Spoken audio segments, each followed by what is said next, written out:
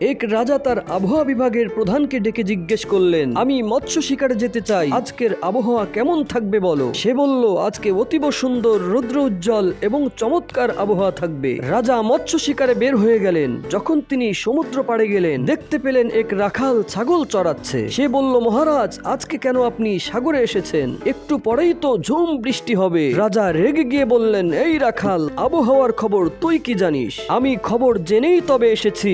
রাজামশাই সাগরে চলে গেলেন মৎস্য শিকারের জন্য। কিছুক্ষণ পর শুরু হলো ঝুম বৃষ্টি। রাজা প্রাসাদে ফিরে এসে আবহাওয়া বিভাগের প্রধানকে বরখাস্ত করে দিলেন। তারপর ওই রাখালকে ধরে এনে আবহাওয়া বিভাগের প্রধান বানিয়ে দিলেন। রাখাল পড়ল মহা বিপদে। রাখাল কেঁদে কেঁদে বলল, মহারাজ, আমাকে যেতে দিন, আমি আসলে আবহাওয়ার কিছুই জানি না। রাজা বললেন, তাহলে ওই দিন আমার আবহাওয়া বিভাগের প্রধানের থেকেও তুই সঠিক খবর কিভাবে দিলি? রাখাল উত্তর দিল, মহারাজ, সেখানে আমার কোনো কৃতিত্ব ছিল না, সব কৃতিত্ব আমার একটি ছাগলের। বৃষ্টি আসার আধ ঘন্টা আগে থেকে ছাগলটা ঘন ঘন মোতে। এর থেকে আমি বুঝতে পারি একটু পরেই বৃষ্টি শুরু হবে।